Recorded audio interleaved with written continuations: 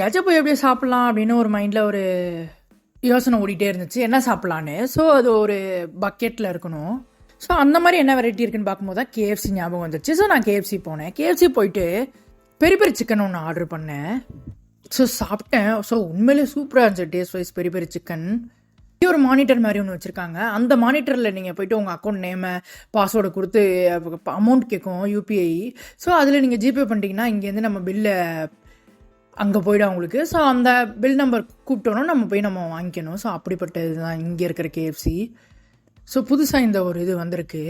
So இதில் புதுசாக இப்போ பெரிய பெரிய சிக்கன் ஒன்று வந்திருக்கு. ஸோ நான் அதை உடனே ட்ரை பண்ணேன். என் ஃப்ரெண்டு தான் ரெக்கமெண்ட் பண்ணான். உங்களுக்கும் ரெக்கமெண்ட் பண்ணுறேன், நீங்களும் அதை போய் சாப்பிடுங்க.